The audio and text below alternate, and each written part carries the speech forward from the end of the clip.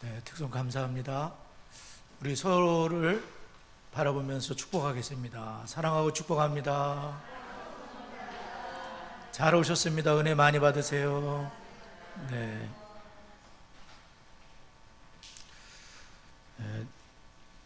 지난주에는 저희들이 베드로전서 4장 7절부터의 말씀, 특별히 베드로 사도가 만물화의 마지막이 가까웠을 때 우리는 어떻게 해야 될 것인가, 흩어져 있는 소아시아의 교회들을 향해서 네로 황제 AD 64년 네로 황제의 핍박, 또 그러한 핍박을 이제 바라보고 있는, 겪게 될 불과 같은 시련을 겪게 될 텐데, 불을 통과해야 정금이 되는데 통과 못하면 정금이 아니죠.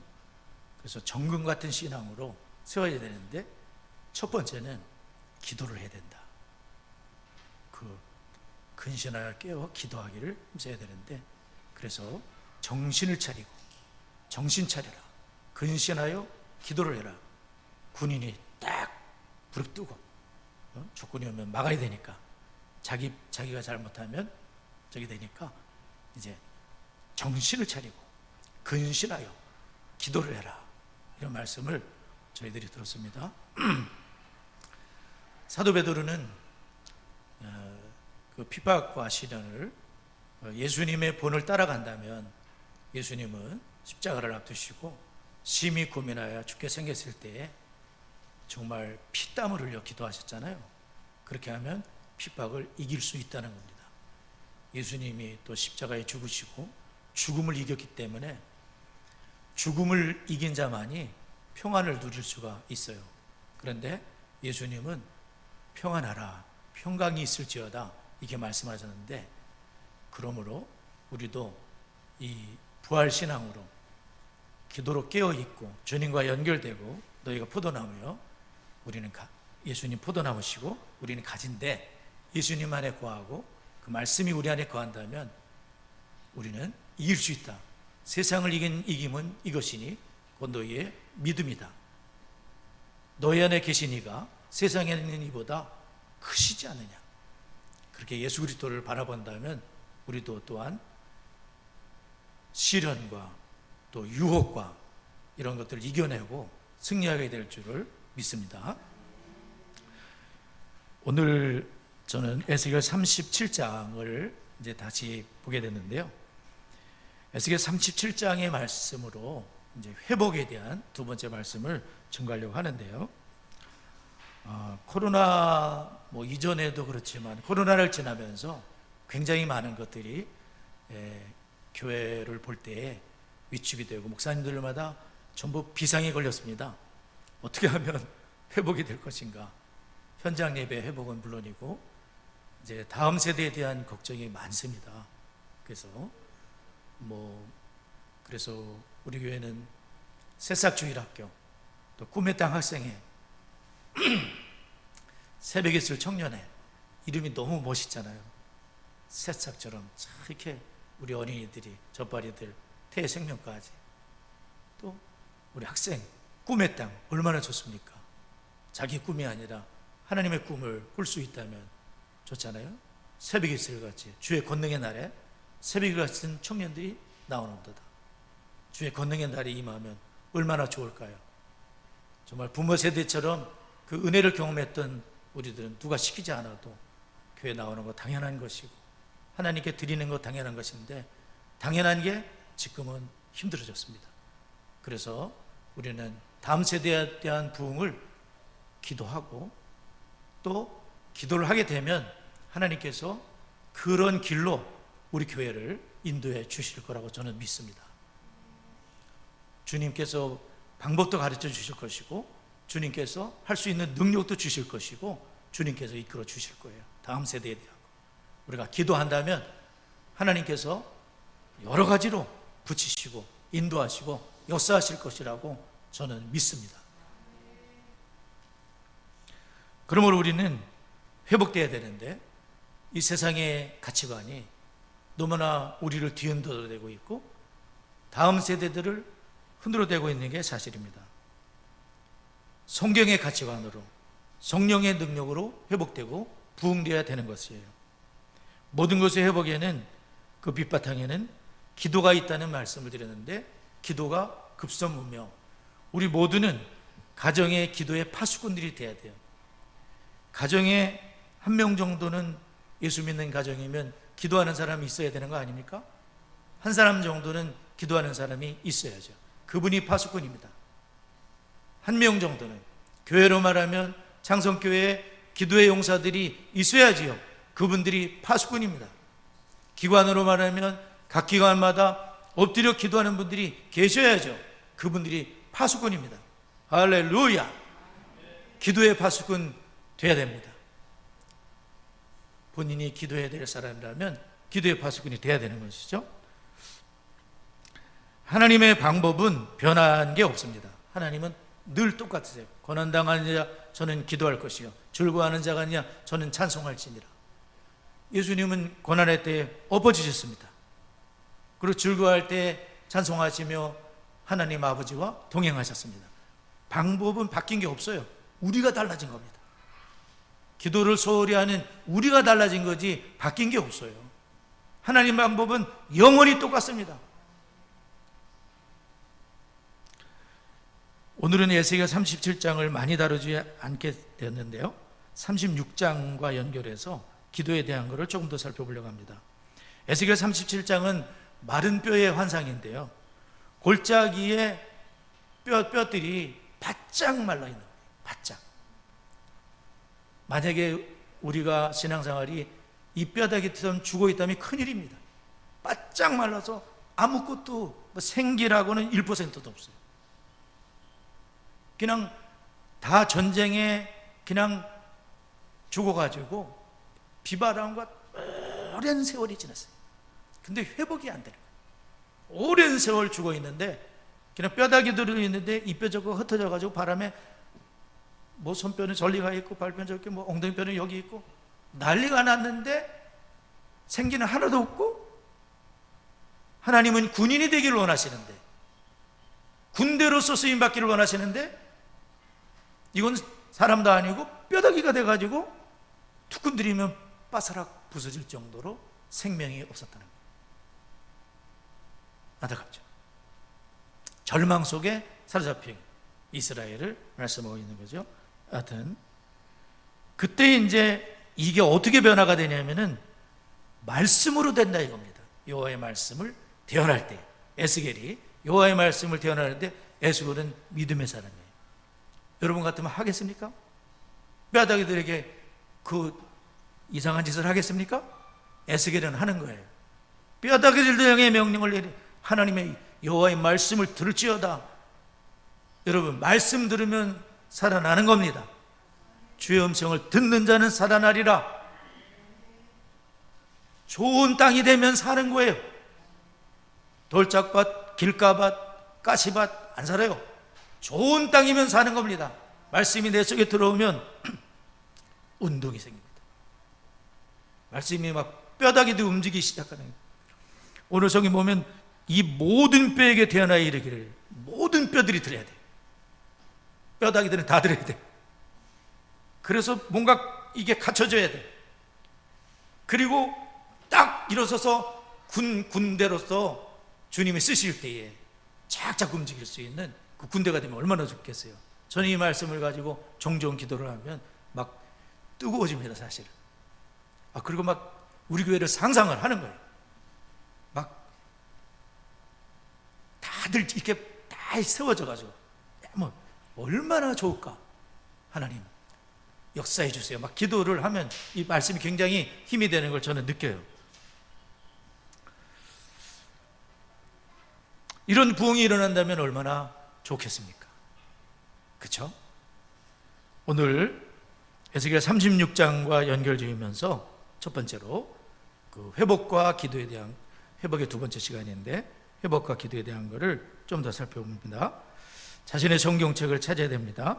에스겔 36장 바로 앞장이에요. 36장 37절, 우리 그 앞장에 37절을 한번 읽어보도록 하겠습니다.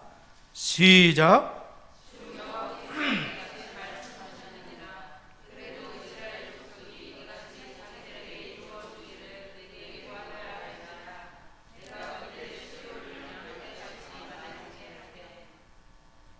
감사합니다. 37장의 마른 뼈에 대한 환상이 있는 바로 앞에서 하나님께서는 이스라엘의 회복에 대한 엄청난 말씀을 하거든요.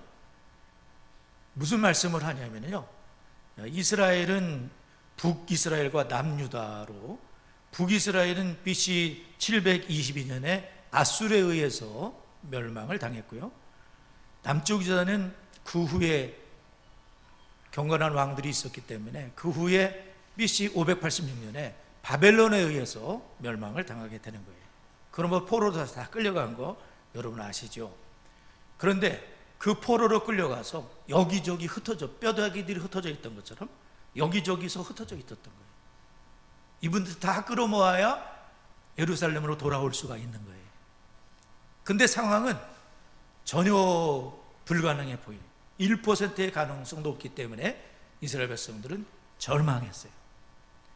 왜냐하면 이 바벨론이라는 거대 세력 앞에서 도대체 누가 우리를 도와줄 수 있는 게 육신적인 눈에는 보이지가 않는 거예요.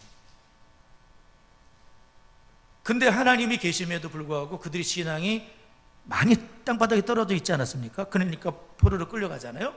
그게 안 보이는 거예요. 하나님이 안 보이는 거죠.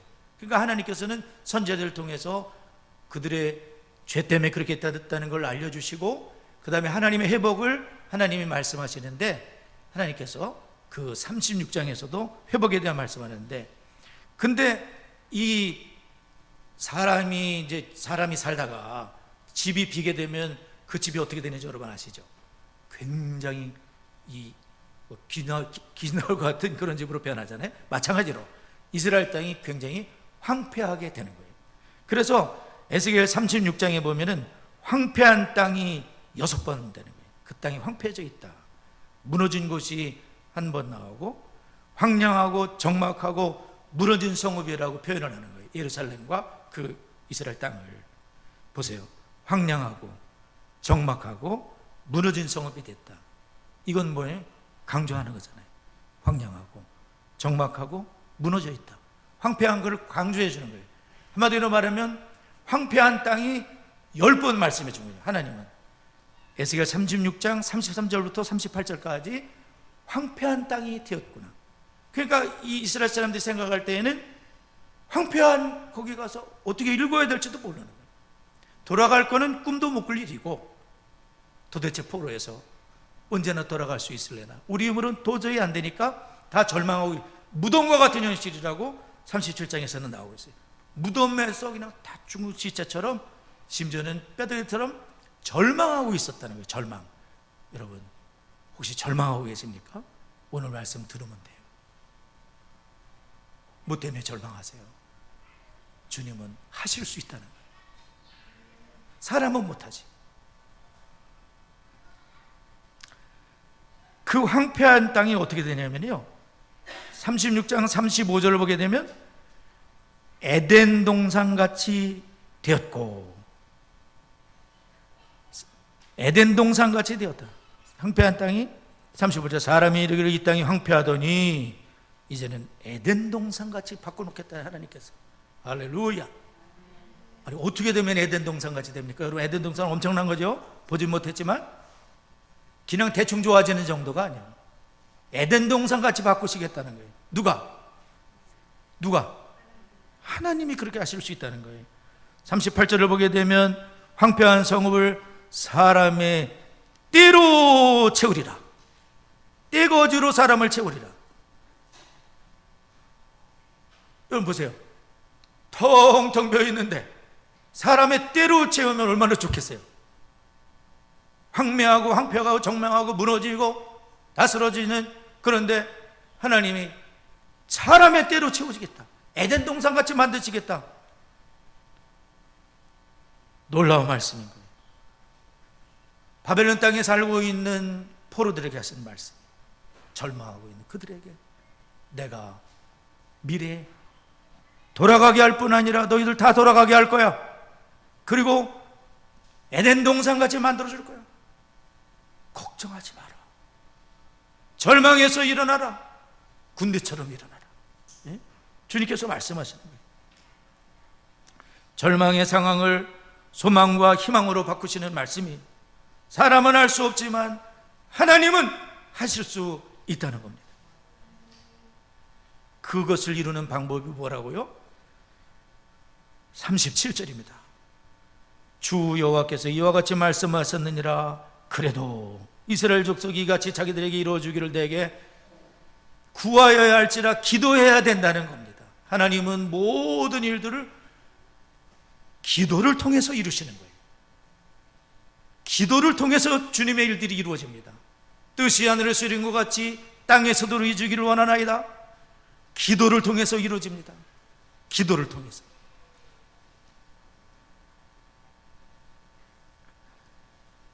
회복과 부흥과 모든 것을 바꾸는 것이, 다시 일어서는 것이 모두 뭐와 연결되어 있냐면 기도와 연결되어 있습니다. 야고보서 4장 2, 3절의 말씀대로 너희가 얻지 못하면 구하지 아니하기 때문이야. 구하여도 받지 못하면 정욕것으로 잘못 구하기 때문이구나.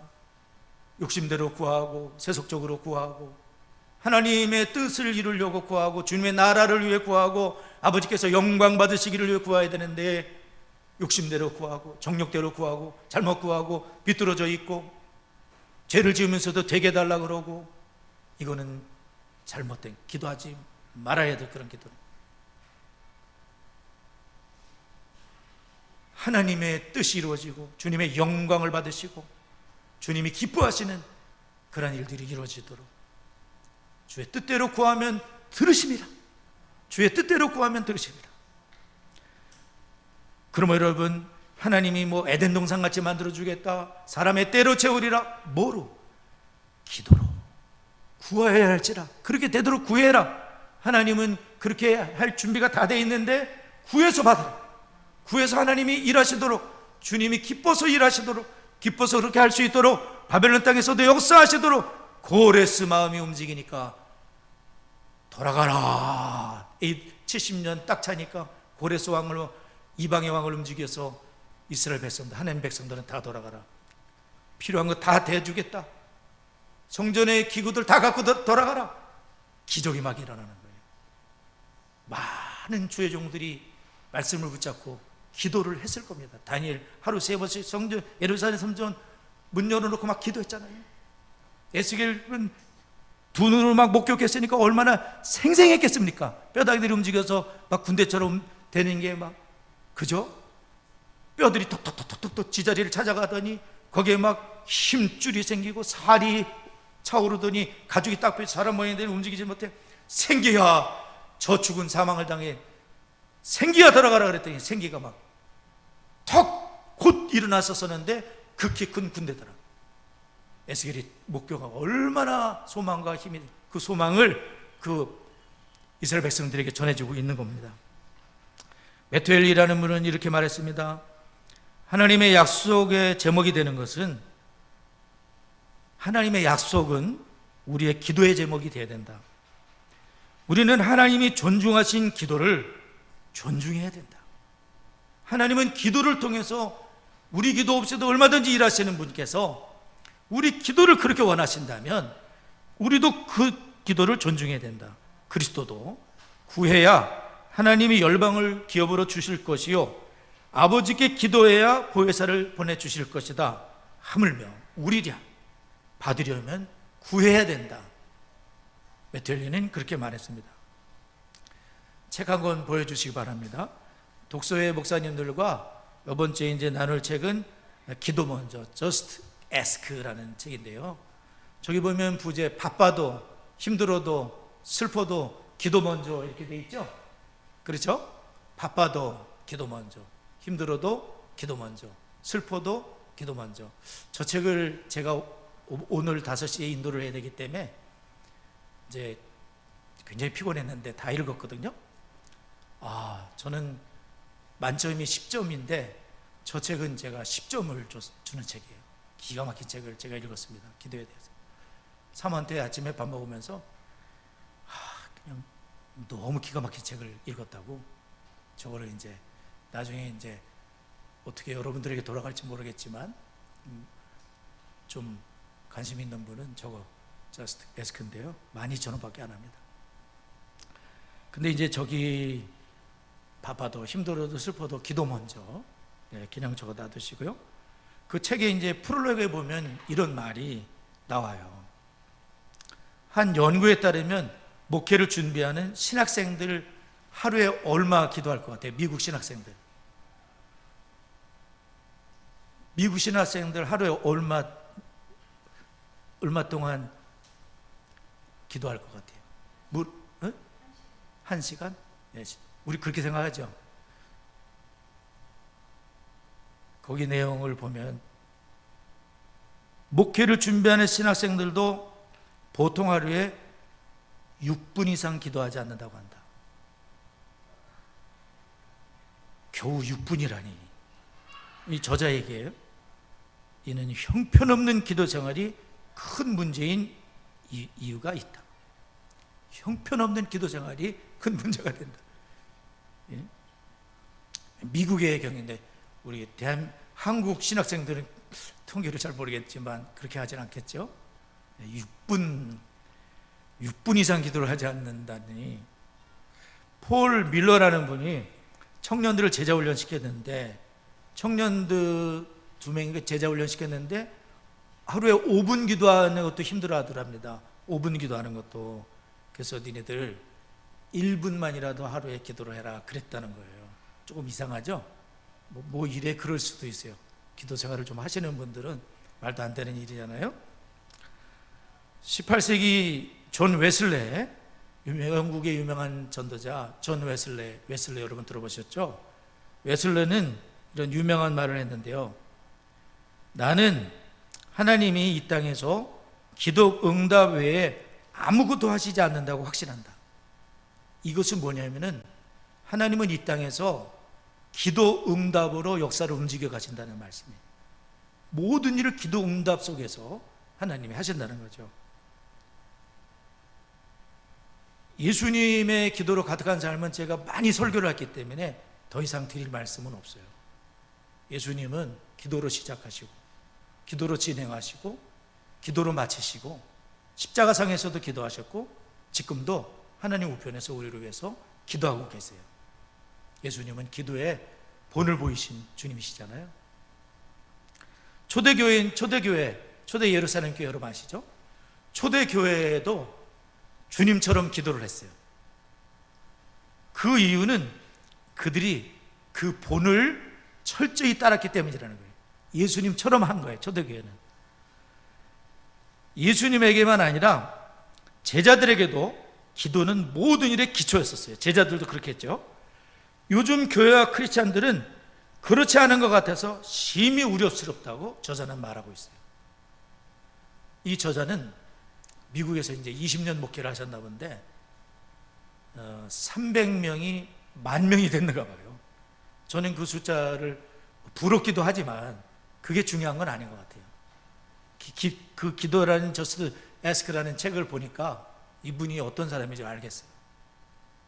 빨간 줄 막 긋고 뭐 검은 줄 긋고 별표하고 별거 다 했어요.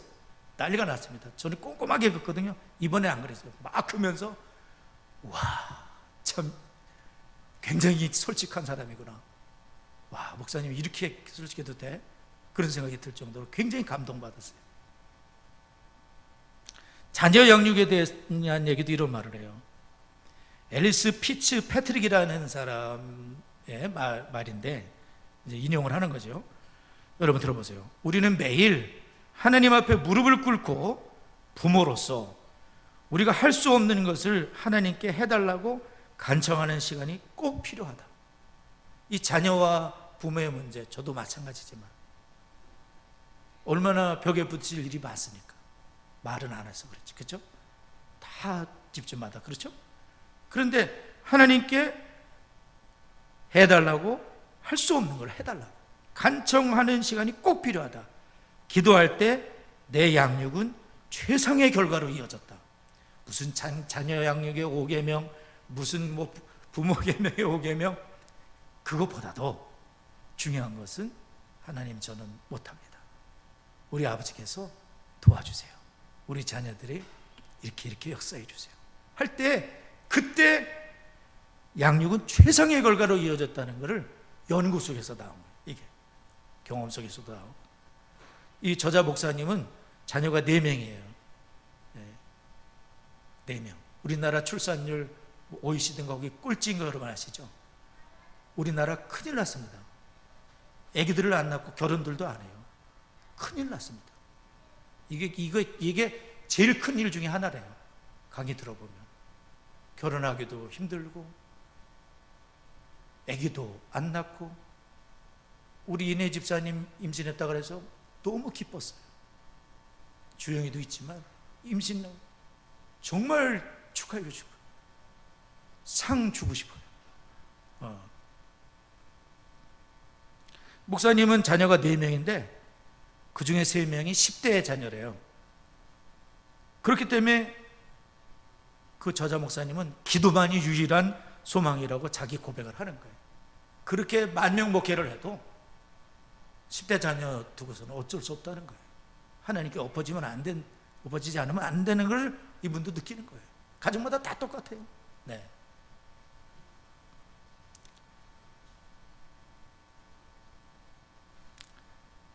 예레미야 성경에서도 똑같은 말씀인데 하나님께서는 이스라엘 백성들이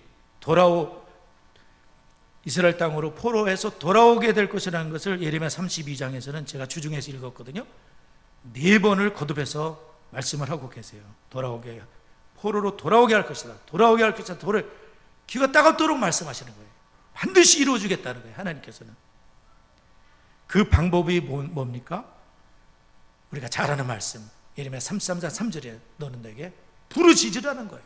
내가 내게 응답하겠고 네가 알지 못하는 은밀한 일을 보여줄 테니까 시대들에 갇혀있는 그 예레미야에게 그런 말씀을 줘요. 시대들에 갇혀있으면 뭘 할 수 있습니까? 얼마나 절망스러워요?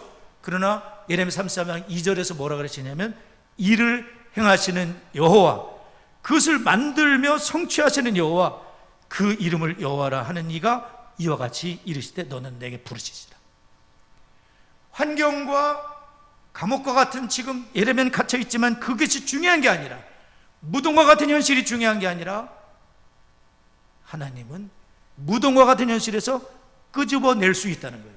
사방으로 흩어져서 전혀 1% 희망도 없지만 하나님은 하실 수 있으니까 그 하나님께 그래도 구해야 할지라 너는 내게 부르짖으라 내가 네게 응답하겠고 네가 알지 못하는 은밀한 일을 너에게 보여주겠다.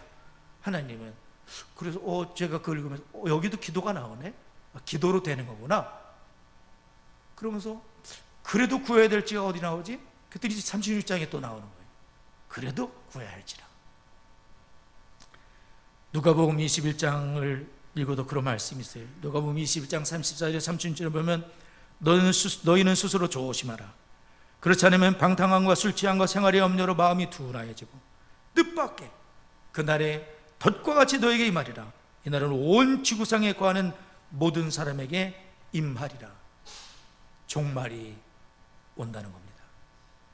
개인의 종말은 내가 죽음으로 주님께 가는 종말이고 세상의 종말도 오게 되는 거죠. 복음이 땅 끝까지 전파되면 그제야 끝이 오리라. 세상은 끝을 향해 가고 있습니다. 주님의 재림으로, 주님의 영광스러운 재림으로. 근데 누가 이어서 뭐라 하냐면 너희는 장차 올 이 모든 일을 능히 피하고 인자 앞에 서도록 항상 기도하고 깨어있으라 하시니라. 능히 피할 수 있는 길이 있다는 거예요. 뭐냐면 항상 기도하고 깨어있는 사람은 종말이 와도 아무 상관없다는 거예요. 할렐루야. 기름 준비한 5처녀하고 똑같은 거예요. 등과 함께 기름을 준비하지 못했던 어리석은 미련한 5처녀가 있었잖아요. 우리는 미련한 5처녀대로 되면 안 돼. 지혜로운 5처녀처럼 등과 함께 기름도 많이 준비해놨다가 그때 다 자고 있는 거예요. 자고 있어도 괜찮아. 이미 준비해놨기 때문에. 신랑을 맞았어요, 그분들은. 그러나 기름 사라가 뒤늦게 간 사람들 문이 닫혀버렸어. 못 들어. 끝났어요. 그러므로 능히 피하고 인자 앞에 설 수 있도록 항상 기도하고 깨어 있으라. PPT 하나 보여주세요. 레오나드 레이건 힐이라는 사람이 왜 부흥이 지체되는가? 글씨가 여러분 보입니까? 여기 보면은 역동적인 신앙생활의 두 가지 필수 요소는 비전과 열정이다. 다 좋은 말씀이죠. 비전도 좋죠. 열정도 있어야 되죠. 그래야 뭘 이룰 수 있지 않습니까? 그런데 이 둘이 기도의 밀실에서 발생한다. 하나님께 우리가 진정으로 기도를 하게 되면 하나님이 그분에게는 비전을 주셔요. 하나님의 영광을 위해서. 그리고 열정도 하나님이 주세요. 또 그거를 이룰 수 있는 길로 이렇게 인도를 앞으로 해가실 거라고 저는 믿어요. 11조는 교회는 세우지만 눈물은, 다른 말로 하면 기도겠죠. 눈물의 기도. 교회의 생명을 준다. 이것이 현대교회와 초대교회의 뭐다? 차이점이다. 우리는 돈 내는 것을 강조하지만 그들은, 초대교회 성도들은 기도하는 것을 강조했다. 큰 글씨 빨간 것은 읽을 수 있으시죠? 한번 읽어볼까요? 시작.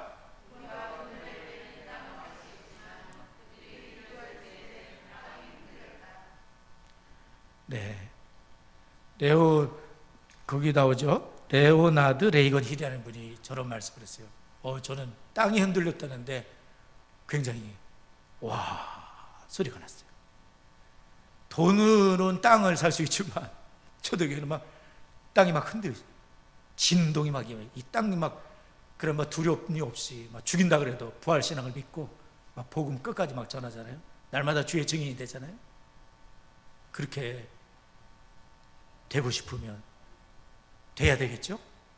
주님은 우리 모두가 다 회복되기를 원하시겠죠? 그냥 이렇게 대략 신앙생활 하다 천국 가면 좋겠어요? 저는 싫습니다. 저는 그렇게 하는 것이 싫습니다. 주님 앞에 많이 부족한 목회자이기 때문에 저는 앞으로 어떻게 될지 생각을 좀 하게 되더라고요. 그래서 하나님 앞에 더 잘 쓰임받기를 정말 간절히 소망하고 우리 교회가 잘 될 수 있기를 정말 간절히 소망하고, 특별히 다음 세대들, 우리가 지금 놓치고 있고 많이 널브러져 있는 우리 청년, 학생, 특히 청년 학생들 다 우리 불러일으켜서 참 회복의 은혜가 우리 교회에 있어야 될 줄을 믿습니다. 우리 좋으신 하나님을 찬송하겠습니다.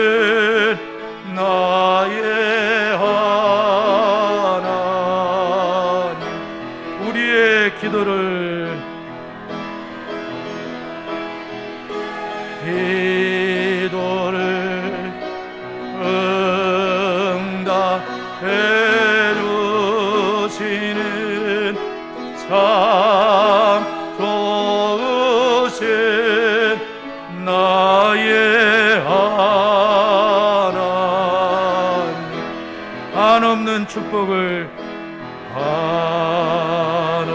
한없는 축복을 우리에게 주시는 참 좋으신 나의 하나님. 이 시간 기도를 할 때요, 오늘은 1, 2, 3, 4 지금 다 보여주시기 바랍니다. 코로나 후의 신앙을 돌아보게 하신 하나님께 감사드리며 말씀과 기도로 깨어있지 못했던 죄를 진심으로 회개하며 나아갑니다. 다음 보여주세요. 다음 보여주세요. 창성의 말씀과 성령 기도를 통한 진정한 회복과 부흥이 임하도록 각 가정마다 기도의 파수꾼이 세워지고 각 기관마다 기도의 파수꾼이 세워주시며 기도의 불을 붙여주옵소서. 2번, 3번, 4번은 이제 거의 똑같은 제목인데요, 문구만 조금 바꿨습니다. 3번, 4번 보여주세요. 네, 이렇게 제가 오전 예배를 마치자마자 다음 세대가 잘 된다는 교회 가서 밥도 한번 먹어보고 제가 한번 지켜보려고 합니다. 그래서 다음 세대가 잘 되는 교회가 근처에 한노에 있거든요. 그래서 거기에 갔는데, 그래서 이 네 가지를 함께 기도하고, 그 다음에 내일이죠, 우리 전민희 집사님 아버지 안수 집사님, 전재린 집사님께서 이제 뇌혈관 계통에 문제가 있으셔서 한 달 정도 병원을 다니셨는데 이렇게 수술할 길들이 잘 안 열리고 있습니다. 내일 이제 명지병원 이제 추천을 받아서 거기 가시게 되는데, 우리 하나님께서 전재림 집사님에게 길도 열어주시고 감당할 수 있는 은혜를 우리 전 집사님께, 아버지께 베풀어 달라고 기도해 주시면 다 같이 합심해서 기도하겠습니다. 하나님 아버지, 주여 감사합니다. 주여 하나님 아버지, 코로나로 우리의 신앙을 돌아가게 감사드리며, 하나님 그동안 저희들이 너무나도 하나님 앞에 말씀과 기도로 깨어있지 못했던, 또 소홀히 했던 죄악을 용서하여 주시옵시고, 아버지 하나님이여, 우리 창성이 하나님의 말씀과 성령과 기도를 통해 진정한 회복과 부흥이 임할 수 있도록 각 가정마다 기도의 파수꾼이 세워지고 각 기회마다 기도의 파수꾼이 세워지고 기도의 불을 붙여주옵소서. 올해 하나님 표어대로 교회를 교회되게, 교회의 본질을 회복하고 진리의 기도가 터가 되는 하나님 창성이 될 수 있기를 원합니다. 하나님 아버지, 주여 쌓여 주옵소서. 하나님 아버지, 우리가 하나님 앞에 정말 기도를 통해 일하게 하여 주시고, 아버지 하나님, 여호와 하나님을 찾는 대한민국과 한국교회가 돼서 전 세계의 복음과 축복을 전하는 우리 대한민국과 한국교회로, 특별히 한국교회를 다시금 세워주시옵시고 한국교회를 일으켜 주시옵시고, 우리 하나님 역사해 주옵소서. 러시아가 탐욕을 버리고 전쟁을 중단케 하여 주옵소서. 전쟁의 땅에도 예수의 복음의 진정한 평화가 일어나게 하시고, 그러나 국민들의 극심한 고통과 상처를 주님의 사랑으로 치유해 주시옵소서. 전재린 집사님 아버지 하나님, 주여 긍휼을 베풀어 주옵소서. 예수의 십자가의 보혈로 치료의 광선을 발하여 주시옵시고, 하나님 아버지 긍휼을 베풀어 주시옵시고, 감당할 수 있는 은혜를 베풀어 주시고, 길이 열려지게 해 주시옵시고, 하나님 주의 은혜로 우리 집사님 붙으시고, 하나님 역사하시고, 하나님 인도하여 주시옵소서. 하나님 도와주옵소서. 역사해 주옵소서. 아버지 도와주옵소서. 예수님의 이름으로 기도드리옵나이다. 아멘.